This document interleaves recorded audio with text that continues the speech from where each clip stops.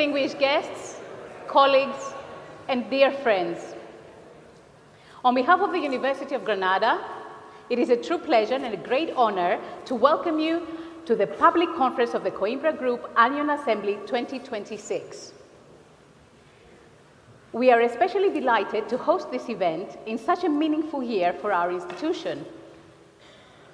In just a few days, the University of Granada will commemorate the 500th anniversary of the Royal Charter granted by the Emperor Charles V in 1526, the historical foundation upon which our university was built.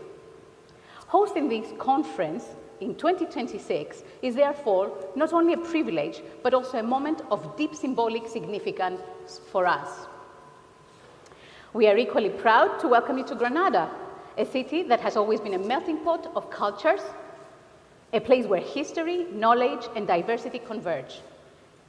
Today, Granada continues to thrive as a vibrant university city, shaped by a dynamic international student community, and it is increasingly open to the world. In this spirit, Granada is also a candidate to become European Capital of Culture 2031, a project that reflects our shared commitment to culture, innovation, and social transformation. We will know very soon, before the end of the year, whether we have been selected. It is now my honor to invite our opening speakers. Firstly, I am pleased to welcome our rector, Professor Pedro Mercado, rector of the University of Granada, who will formally welcome you all.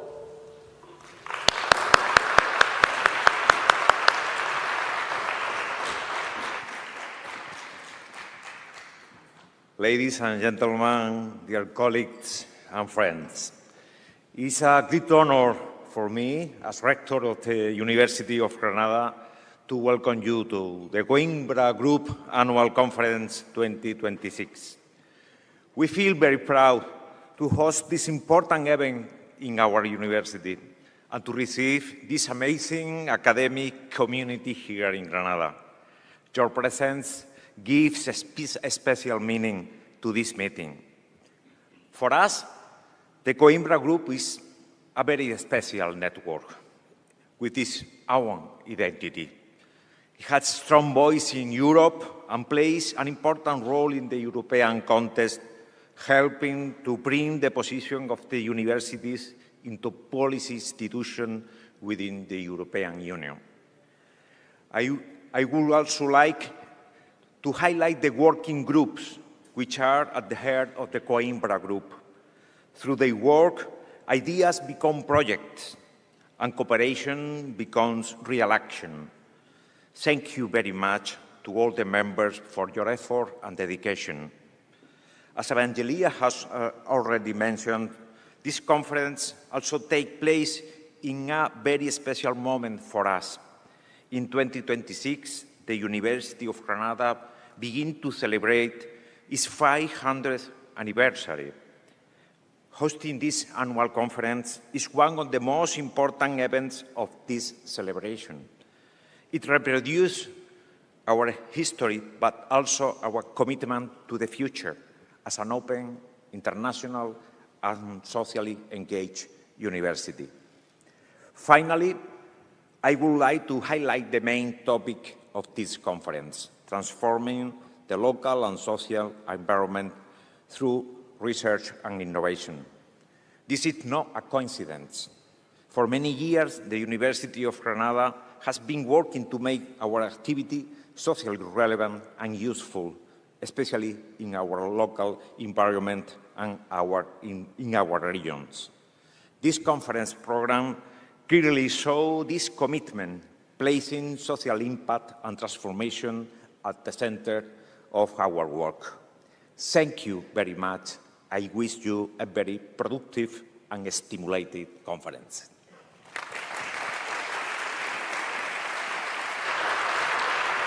Thank you, Rector Mercado, for your inspiring words and warm welcome. I now invite to the stage Professor Esteban Romero, Vice Rector for Social Innovation, Employability and Entrepreneurship, to introduce the focus of this assembly and the motivation behind this year's theme.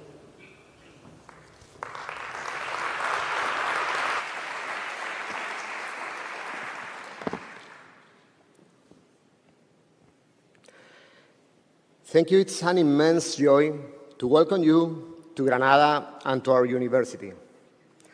In my opinion, the perfect place to address how universities can contribute to transforming our territories, our cities, and our regions.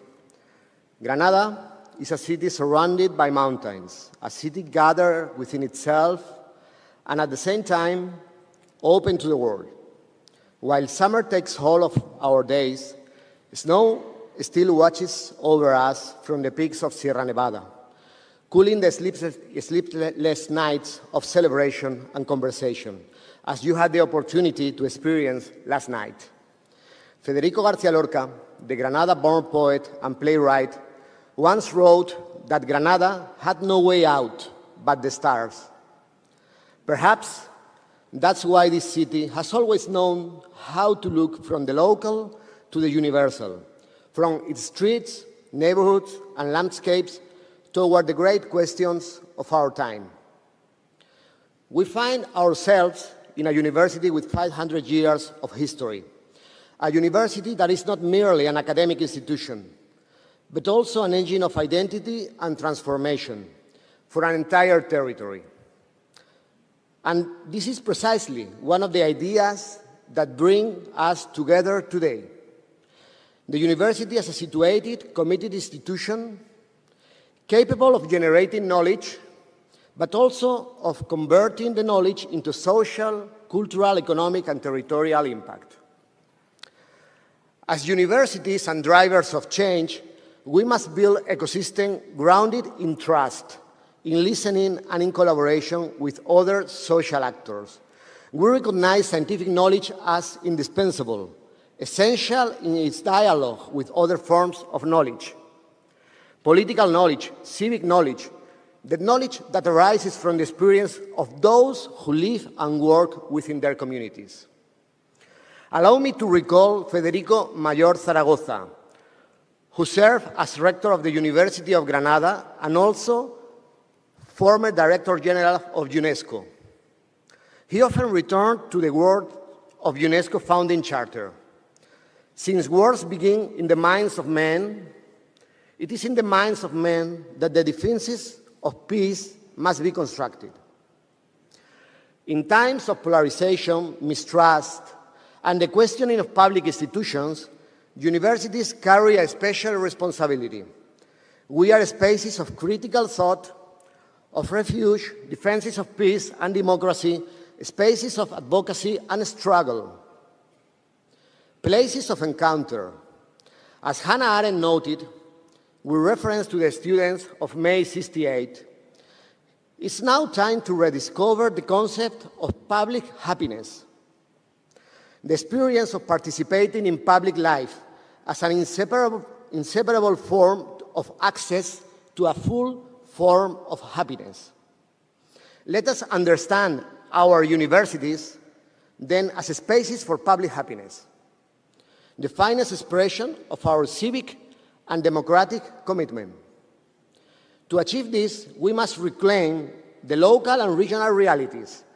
As the representatives of the United Nations and the European Commission will remind us today, not as a withdrawal from the global, but as the very ground from which the global becomes meaningful and possible.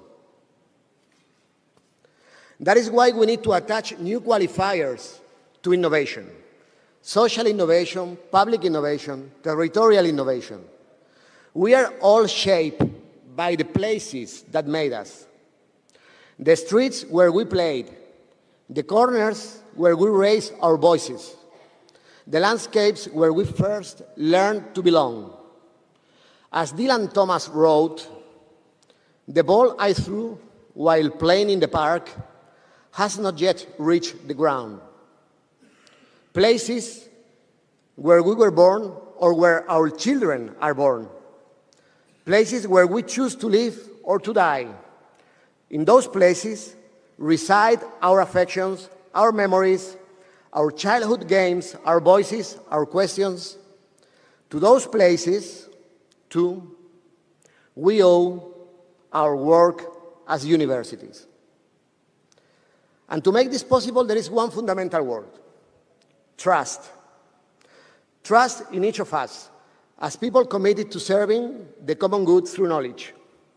Trust in our university community, in our students, in those who research, teach, manage, and sustain the daily life of our institutions.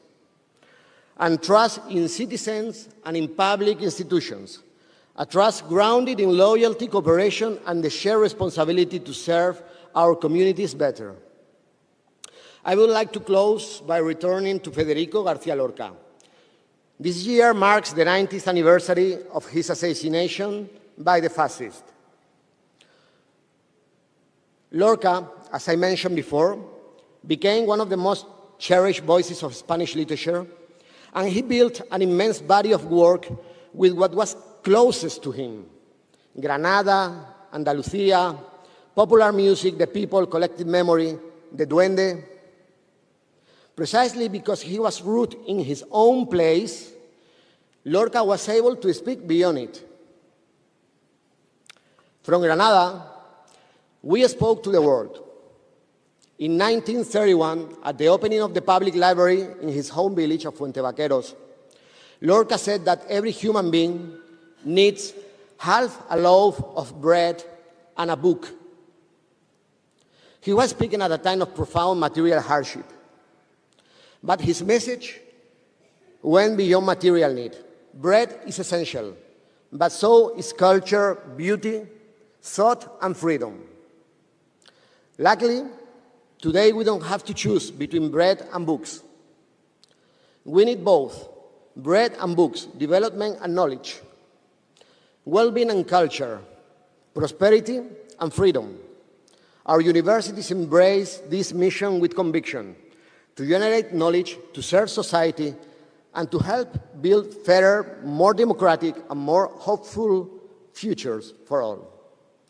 From Granada, a city that carries the dream of becoming European Capital of Culture in 2031, from this university rooted in its place and open to the world, from a city that always looks toward the stars, we open this conference.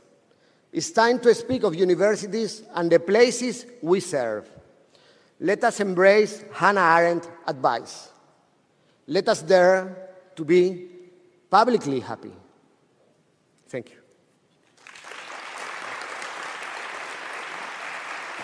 you.